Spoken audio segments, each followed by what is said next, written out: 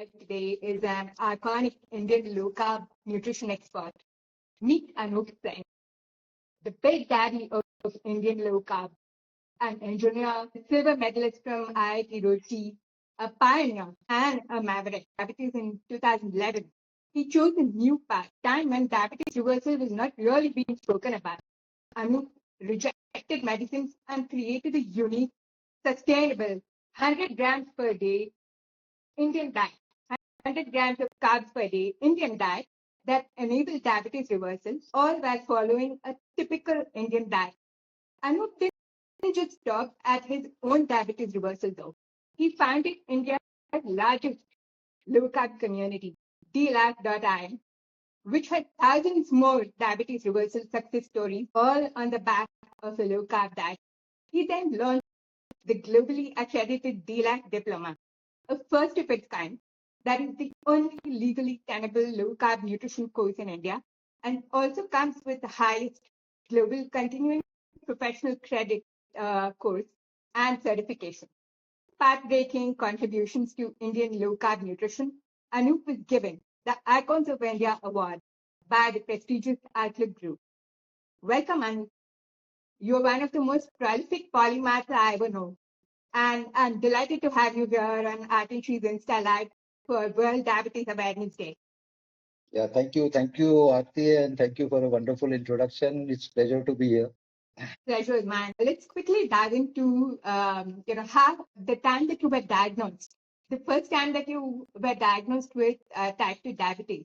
What were the symptoms that you had, and what was your thought process behind your diagnosis when you first received this news?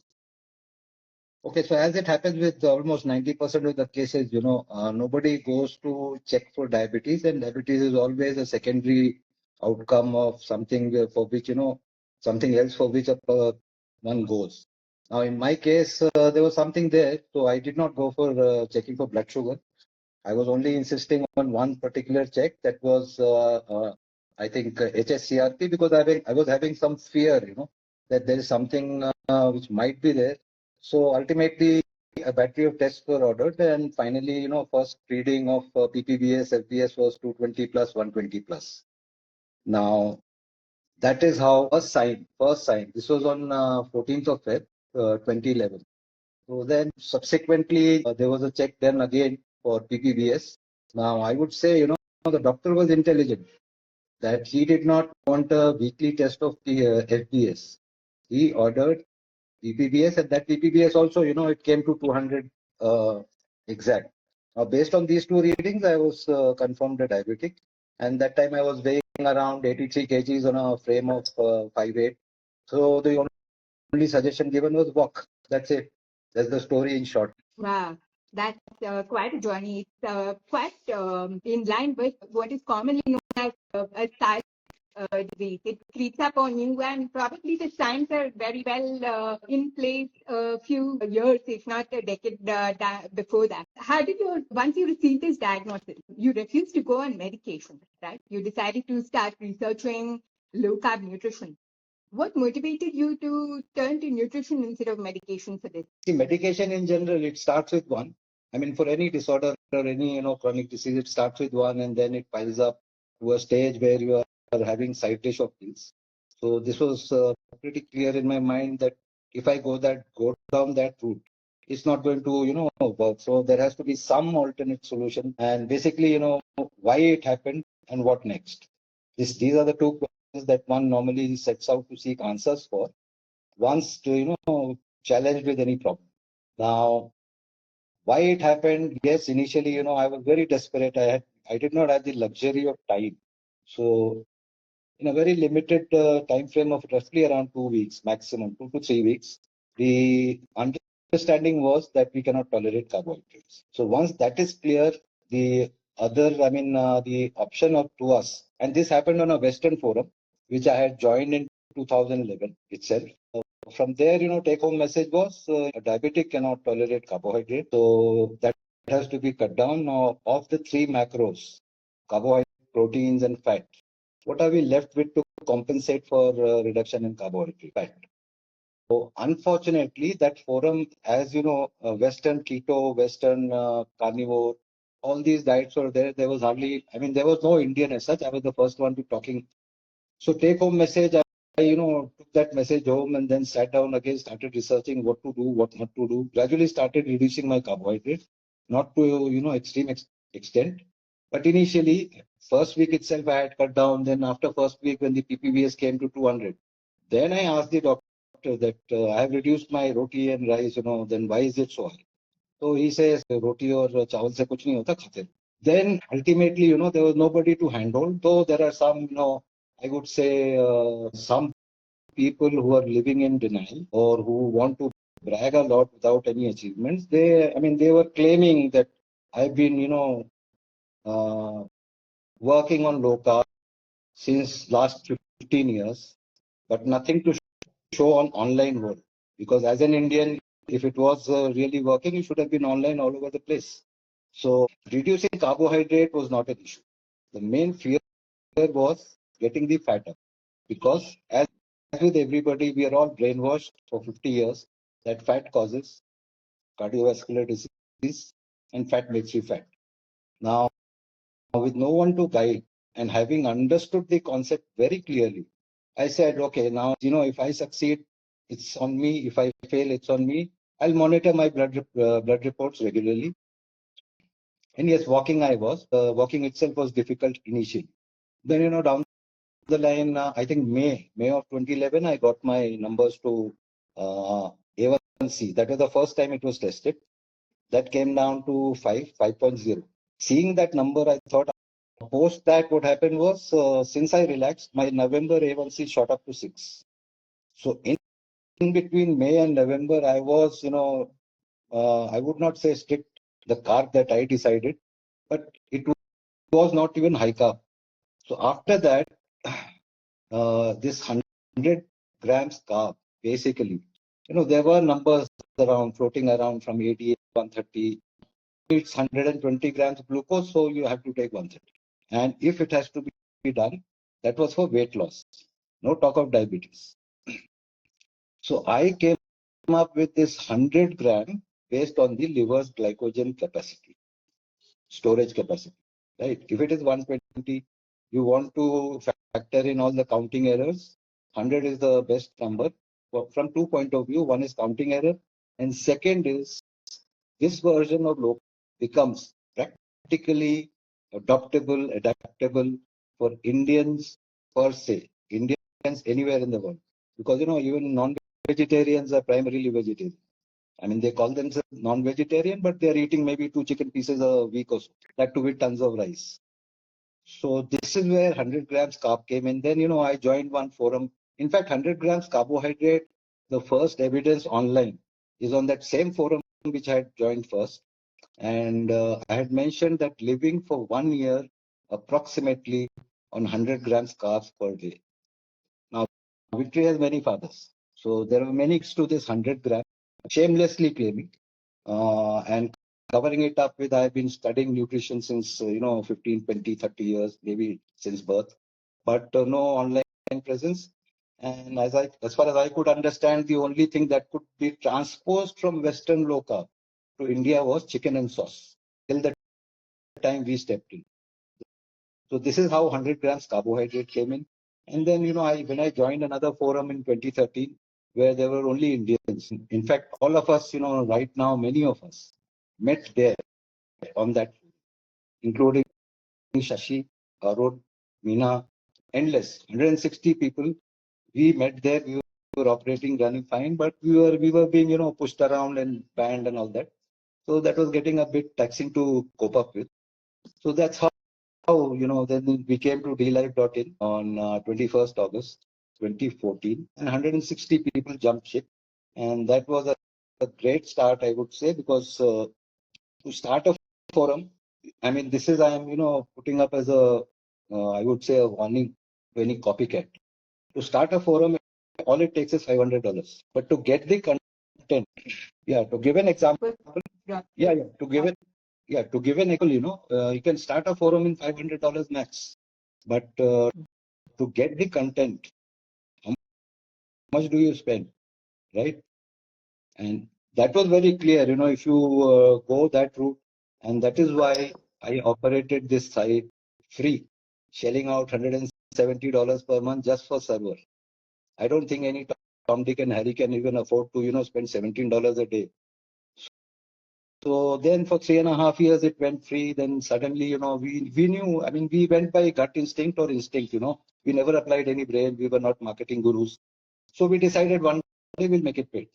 And yes, it was a collective decision. I'll explain on the collective part a bit down the line. Me, Shashi, Arun, Meena, I mean, everybody was there.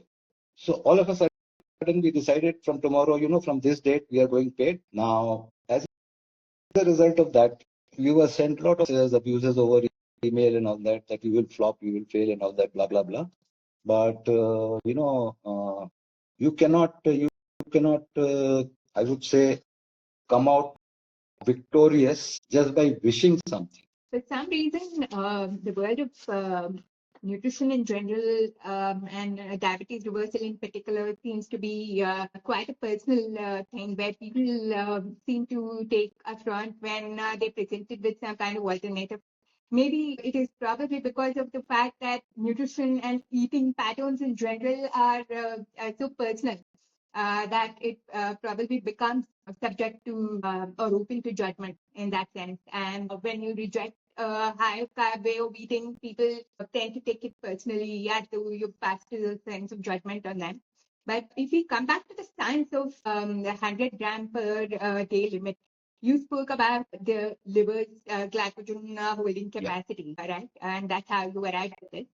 Can you tell us more about how you came about this? You're not from the medical profession, you are an engineer and a metallurgical engineer at that. So how did you come up with this concept? Was it your deep personal motivation? See, coming up with concept, I would again repeat what I said in the Outlook interview. Engineers, they have this very bad habit of playing with numbers, point number one, and they don't accept anything on face of it. So this was one reason why I found that medicine route. Now, as far as fat is concerned, yes, people are scared about fat. Even I was scared, to be honest. But how do I, go ahead? The only best marker, best way to go about it is monitor your reports. Every 6 months, I was testing lipids. And after September 2013, I stopped testing in lab. And then it was a solo, more or less a flight where it started solo. But by the time I, took the forum paid, there were around 3,000, 4,000 members, all getting free service, right? So when we went paid, after that, I would say we have done much better than even the free forums, because the forums that used to block all of us, they are now literally dead, whereas we are growing every other day. That is how I, on the 100 gram carbohydrate part and fat, yes. And yes, to mention one point, earlier, we never used to specify grams. In fact, Shashi, he said you're talking in 2016, right? So then he said, start mentioning, grams. So carbohydrate also says, you should take 100 grams protein now. So this is how it is. And sorry, I lost you in between. Understood. Yeah. So that's what I was asking about how the 100 gram per day limit came up because of your affinity to numbers and analyzing how the 100 per day limit of carbs actually works in the human body. Now, if I were to come back to when you say low carb, we are also supposed to supplement that with proteins and fat, right? Can you walk us through how that ratio typically looks? When you go low on carb, what else are we supposed to eat to ensure that we get enough nutrition? You mean ratio of carb, fat, and protein? Yes. I mean, two questions really. Actually, I will break that up into three questions. One, you spoke about eating fat. Okay. Now, typically people balk at the thought that should I eat fat? I'm scared of it because you said exactly what you said, right? For 50 years now, we've been made to fear fat. So when we talk about eating fat, people do come back with concerns saying, will I be safe if I were to eat fat? So what is the concept behind low carb but a high fat diet and why should they go hand in hand? And what fats are actually okay to eat? So before I, get to the exact answer, I would say since LCHF is becoming very popular now, and I would say in India, courtesy DLive.in, courtesy AnupSingh. Let me brag about it. Now, I've seen recommendations from doctors. In fact, one of our colleagues shared it in the group: low carb, low fat. Still, they are not clear where does they end that at 20% carbohydrates max. Saturated fat has got no relation with cardiovascular events. Period. Now, industry may want 1,000 studies to be done, smaller, larger, bigger, and then global. And decades will pass. Maybe our grandchildren would be able to, read those studies. So the idea is that one is energy carbohydrates you are limiting to 100 grams, that is 400 kilocalories. Protein you are limiting to 100 grams minimum. Upper can be anything up to 2 to 3 grams also per kg body weight. Now, what is left after that? Even if you take that is where fat comes in, and let us not be scared about fat. I always say don't mix up dietary fat with the fat derived because of de novo lipogenesis, which is being triggered by the so-called healthy diet, which is essentially nothing, pushing 70% non-essential macro in your diet and calling it healthy. Yeah. So, what kind of fats are good to eat when someone is switching to this lifestyle? And we, let's say we start measuring our carbs, and we also aim to hit our protein target of about upwards of 1 gram per kg of body weight as part of this lifestyle. Sorry, I'm losing you again and again. I don't know why. Yeah, you talked of 1 gram per day protein and then carbohydrate 100. What is the question following that? Please safely consume in the Indian context. What can be consumed? I could not get it. Can you please come again? I said one cuts back the carbs 200 grams per day. One also increases the protein to about say 1 gram per kg, going up 100 grams protein per day.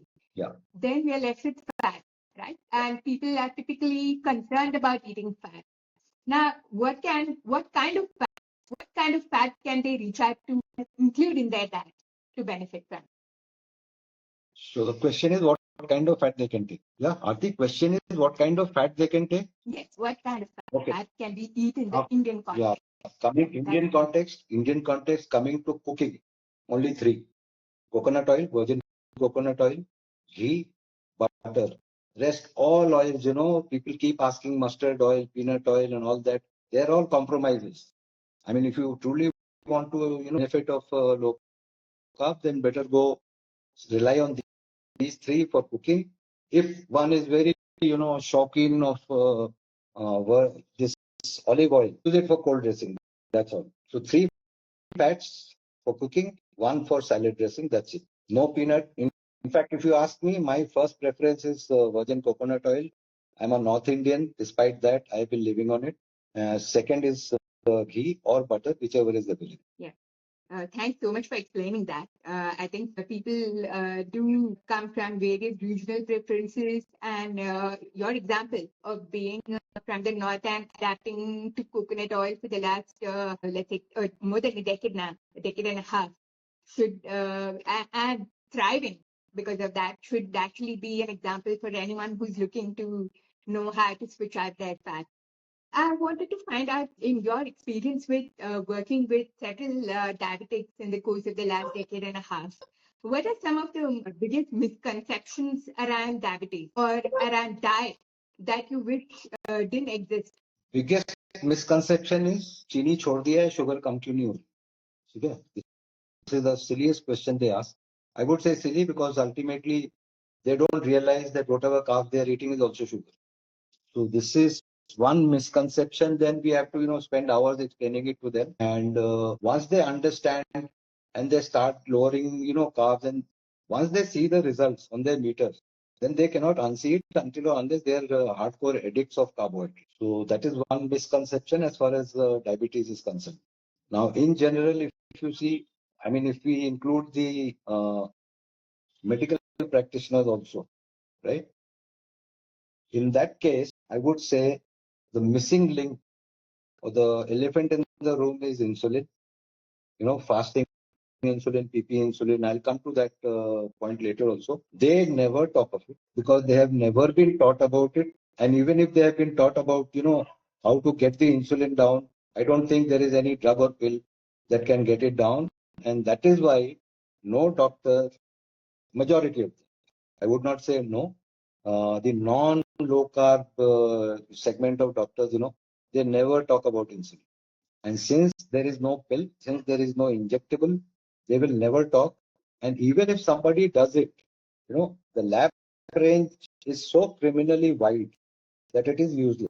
In fact, I consider myself fairly well informed, but even I only knew about the concept of testing fasting insulin and PP insulin only about 6 months ago. So that shows the level of awareness that exists around it. And when I found that testing insulin can act conditions besides diabetes and can predict it probably 15 years in advance, I was just mind blown.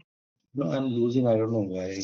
I'm just wondering about uh, fasting insulin and peak insulin is not as widely tested as, say, blood sugar, fasting and PP blood sugar. See, Aarti, on fasting insulin, as you said, you knew only 6 months back. I would say people knew when we started talking. And even before Daylight Forum, we've been talking of fasting insulin initially, I think since 2013.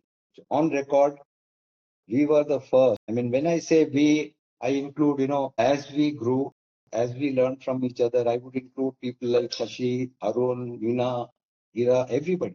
Because I often get lectured on this social media about how to handle team by people whose age is less than my experience, those kiddos.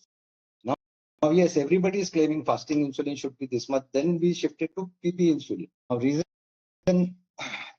reason for focusing on postprandial insulin is same as why we focus more on aggressively on prandial blood glucose, because that is the first thing where you will get an indication that it is going bad.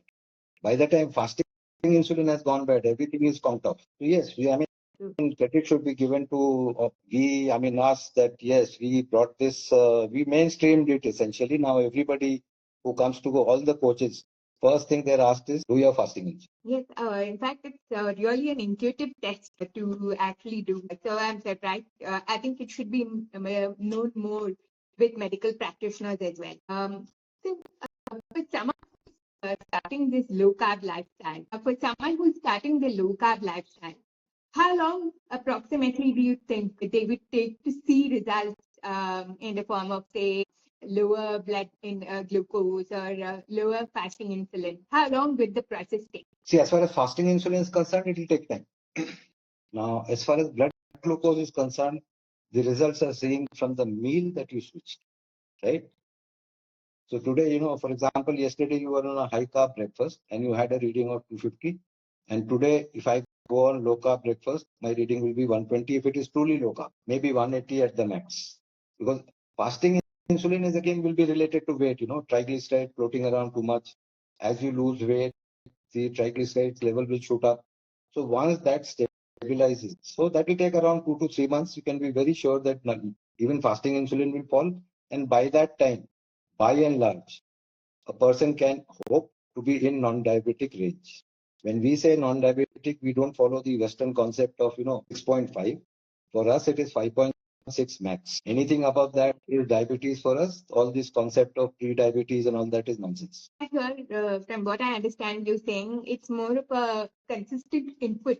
So if there is a consistent input of lower carb, one can expect results in the form of lower A1C results over, say, a period of a few months time, depending on how consistent. Yeah, when I say 3 months, because we follow a certain transition schedule also. Many coaches don't. But when I used to, interact in forum, there was a transition schedule because it used to be a sudden shock when you're told to, a 6 chapati a day eater to get down to low carb all the meals. Now, in that case, 3 weeks would go in, full transitioning, right? And after that, you can add 2 or 3 months. The numbers will be great. Great in the sense that once you see them, I would say only person living in denial would again go back to doing what they were doing. And let me, put one thing here. Low carb is not a dietary change. Please understand, because diabetics, they often ask, can I go back to eating, normal stuff once my numbers are normal? No, it's a complete lifestyle change. Don't call it a diet, right? And it's a lifestyle change which takes you closer to what you're designed to eat, not what the industry wants you to eat. The problem is the industry wants you to eat crap so that ultimately you fall sick, and then you are pushed to the gates of pharma, drug lords, I would call them. They are worse than drug peddlers, essentially. I mean, Colombian drug peddlers would be having more, morale than these guys. It's not a diet, it's a lifestyle. It's not a diet, it's not a short-term thing, but it's a lifestyle that you follow for the rest of your life if you want to stay ahead of diabetes, right? That's what I'm understanding. It is. And Aarti, one more point, to motivate people. A diabetic in his lifetime of around 20 years spends 50 lakh rupees on all these medical ailments, diabetic complications.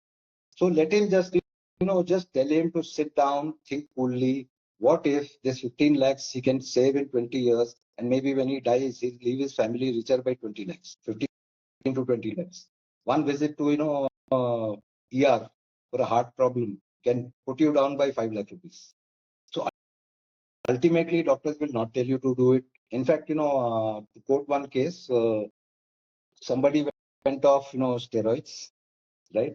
Not the other, not that first case. Everything report is normal, but the doctor says, but still keep taking steroids. Why? No answer. So this addiction to, this habitual, I would say, or there are some monetary benefits involved. This pill pushing culture has to stop, and that can only stop when people like us, educated and informed, they start countering it. Otherwise, this is not going to end. It'll take maybe another 10, 15 years. But fortunate part is in D-Life, we have got 42 doctors, right? Doing the course. Once, many of them are all have already cleared. Once they are out in the market, or they can be out in the market once, they're enrolled. So I would say if there are 40 doctors and each doctor is seeing 10 patients a day, and if all of them, start practicing low carb, they are improving life of 400 patients per day. Multiply that by 365, you would know how many success stories D-Life is generating through network of coaches. And we only say 3,004.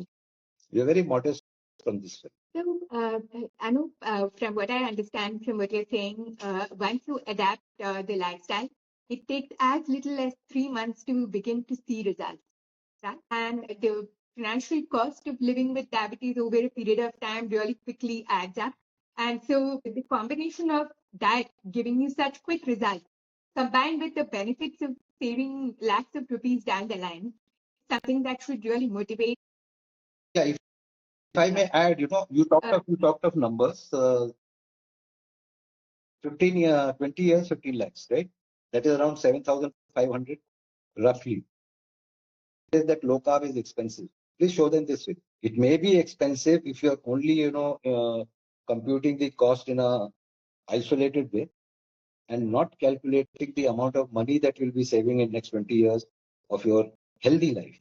On pills, it will be a crippled life for sure. So this is how, we say you convince the naysayers. This is how we say you convince the naysayers. Yeah, makes sense. So, what have been you've not just lived this life for a few months, right? You have 14 years of this lifestyle behind you. What have been some of the most, I think, benefits that you have taken away in the last decade and a half? Sorry, I could not get it. I have spent 14 years. Well, the benefits of this low carb lifestyle that you have lived for the last 14 years. Apart from reversing diabetes, what have been some of the other benefits that you have? Okay, other benefits are weight loss, and some say weight loss is temporary. Some jokers, who follow that SICO model of obesity, they always claim, showing some epidemiological EPI papers, that it is, weight comes back and blah blah blah. I am holding on to 13 kgs of weight loss for 14 years. And I'm not, singular case. Everybody who has lost weight on low carb, Shashi, Amina, everyone, until unless they go back to their old, eating habits, weight will not increase. That's for sure. Then personally, I had this problem of tinnitus, right? Severe tinnitus. Me and Shashi are in the same boat. It's gone for both of us, right? Dental health improved. When I was detected diabetic, within 1 month I had to get 4 pulled out. Now 14 years, none of them pulled out. I can, chew raw almond also, unsoaked. So that is one. Skin texture improves, your sleep improves, your irritability improves. Talk of anything. Essentially, hyperinsulinemia, right, is the mother of all ailments. All.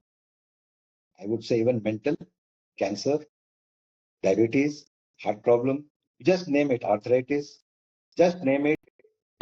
And it's the core, issue is living on a high insulin state. So these are the benefits. I think, and I've not taken a single pill. I've not taken a single pill, not for diabetes, not for blood pressure, not for cholesterol, nothing.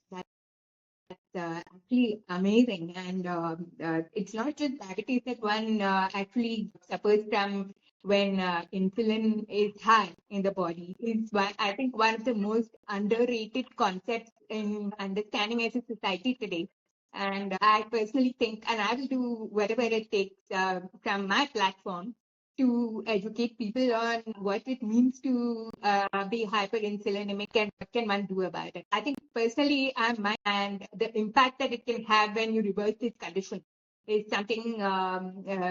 One advantage I forgot, one benefit I forgot. For 14 years, my reading glasses power is same. Even the optometrist, he says, this is a surprise.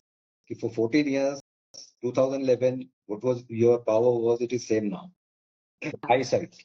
Your hearing, your eyesight, your skin, so basically all the senses have also been improved as a result of this lifestyle. That's amazing, actually.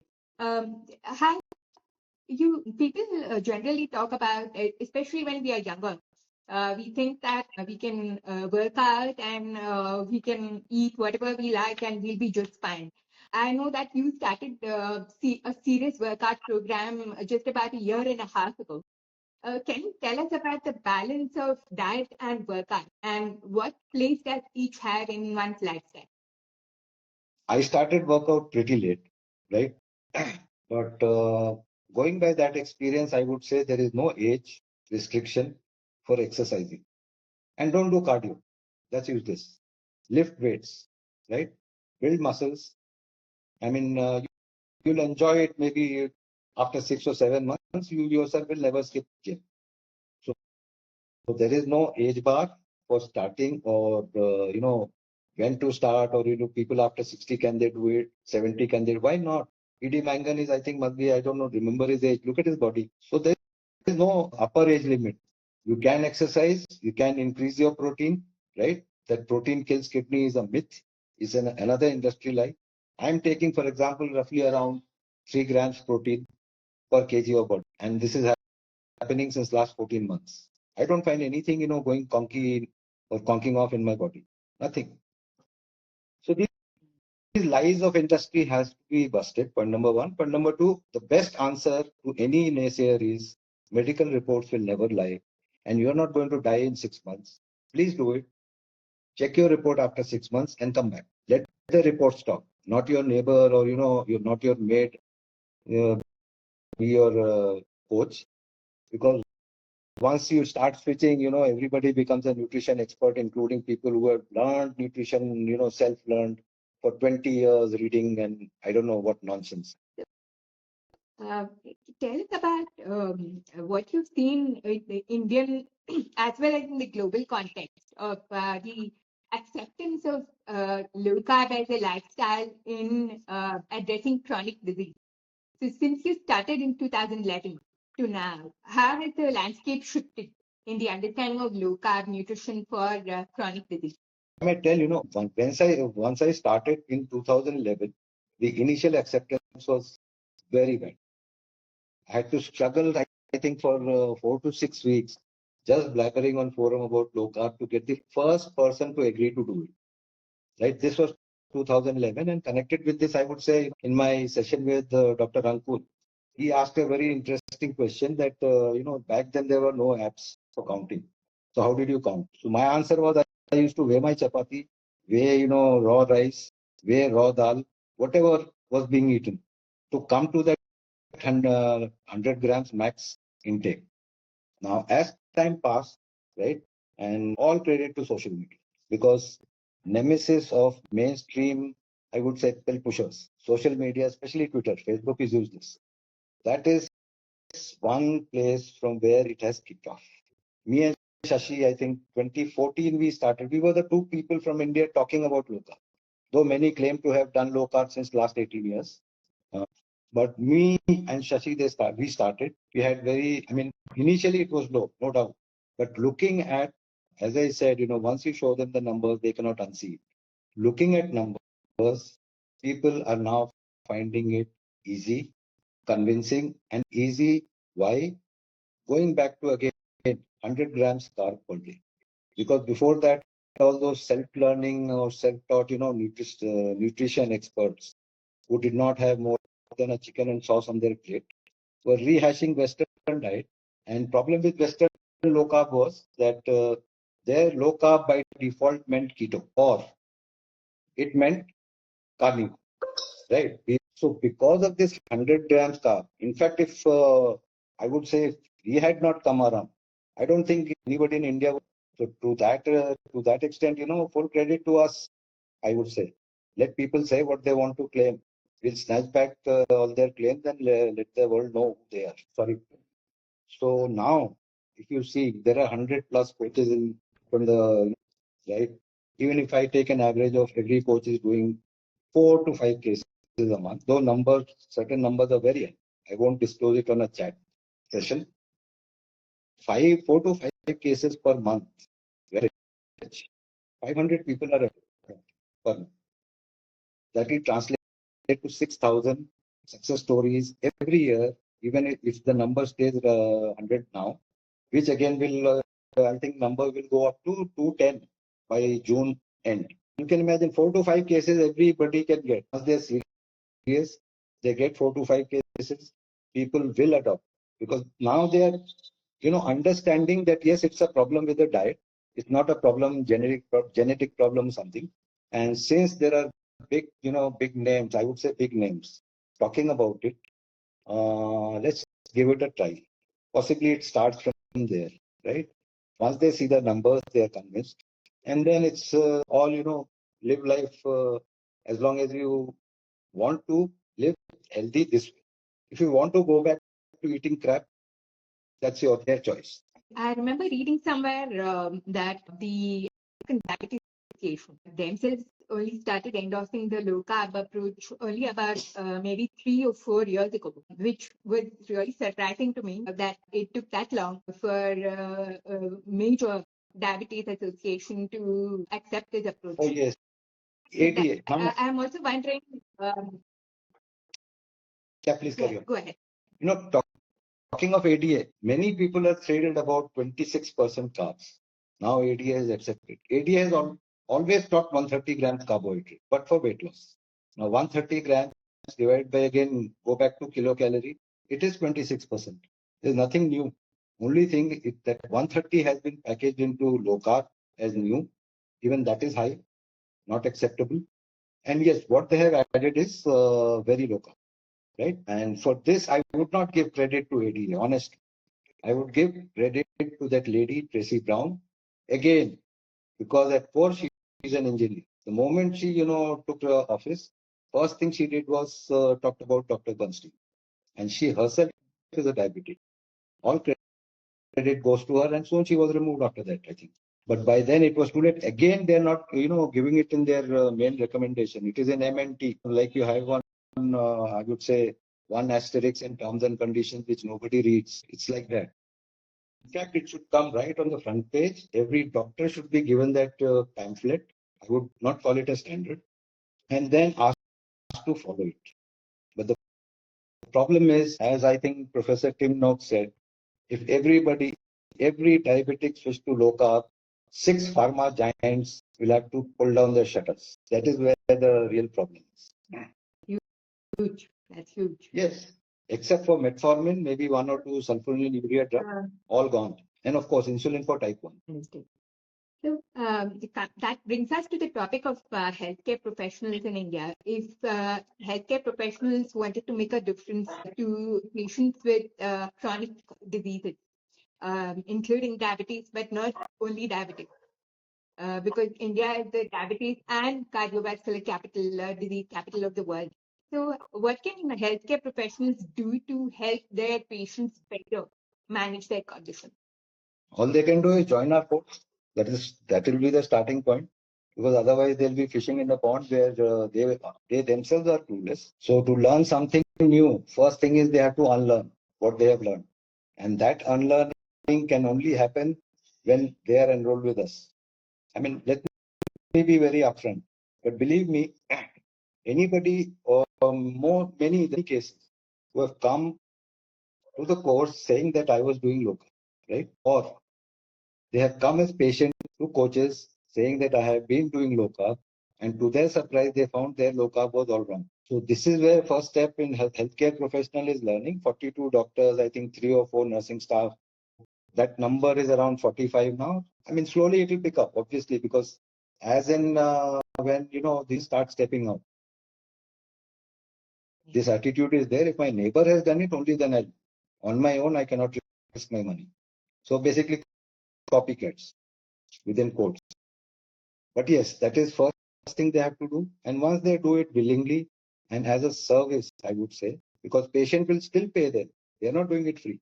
But the only thing is, as one mainstream nutritionist, she said in her review, she wasted 4.5 lakh rupees on 3 years of mainstream nutrition, which is essentially nonsense. And after she worked in a hospital, patients used to come, they were given the diet, they were sent back, and they again used to come next month.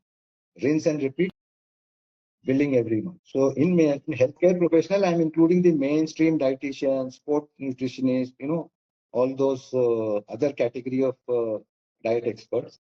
Once they are willingly accepting it, believe me, there's a vast market outside.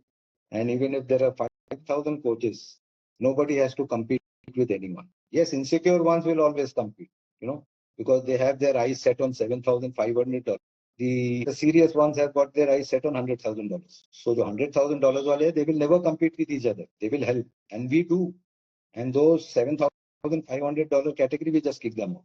Coming back to some of the practical strategies that our viewers here can take away in their daily life, since India is such a high carb diet society, what are some of the small strategies that we can adapt into our daily lives to begin lowering our carb intake, starting today, for example, starting at today's dinner? On specifics of diet, again, I would say I would not be unfair. I would try not to be unfair to all the coaches there practicing. So I would not delve into that specifics. But yes, specific is reduce your carbohydrate to 100 grams. That is one. Protein, up it to 100 grams. Balance, roughly around fat, good fat. Have it. In my book personally, within this framework, nothing is. In fact, I don't take any sugar substitute. If I have to take something sweet, I take sugar. But at the back of my mind, I'm calculating how much is the total carb gone in. But yes, it will depend from case to case. That is where coaches come in. And since coaches are practicing professionally, I would request you not to, ask for specifics of diet, because that's their proprietary professional area. So I would not like to delve into that part. But yes, broad framework 2060. Yeah. Makes sense.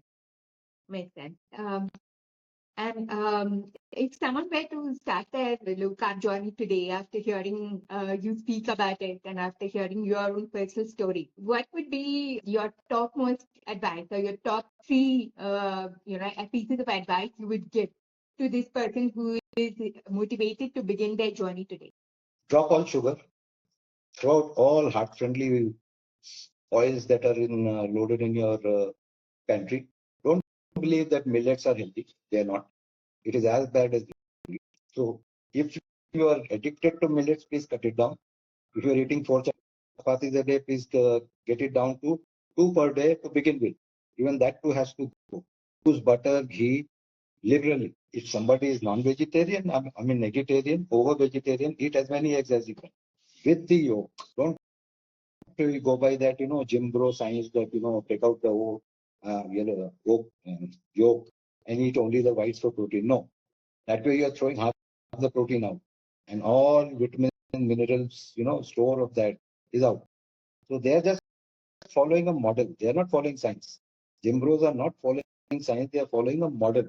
Model is throw the egg yolk out, eat egg. Why? Because it is there. And that is why they fail. They cannot handle any challenging cases of metabolic dysfunction. So in short, this is the reply. 20-20-60, that is one. Cut out sugar.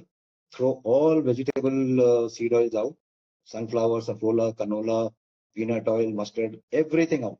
You have got only 3 options to play with. Virgin coconut oil, desi ghee, and desi ghee not that $400 a kilo, because that is also bakwas, and butter. Okay. Somebody who can tolerate dairy, yes, dairy you limit it to get into hunger. That's it. इतना secret बस दे सकता हूँ. ठीक है. बाकी जो है, there are 100+ coaches now. Anybody can be approached, including you, because you're also there. Why should I tell something which is your area of expertise now? Right. So this has been really enlightening. I want to thank you for taking the time out to speak to us and to be able to share your expertise and to hear from you about your journey over the last decade and a half, and how we can translate it into practical inputs that we can implement in our daily life. This has been a really enlightening explanation of the lifestyle. In such a concise way, you've been able to, give us tips on how we can take away and implement into our daily life. I want to thank you for your time, and I look forward to seeing more of you on this channel. Sure. Thank you. So, thank you, and wishing you the best. Thank you. Thank you, Aarti. It was wonderful talking to you. So far, we have been talking in group. Now, this was the first virtual, at least we met virtually. Yes, for sure. For our team, I'm available any time of the day, unless I'm sleeping. Absolutely. Kind of you, and really kind of you. We'd love to meet with you again. Thank you very much. Bye-bye. Bye. Bye. Bye.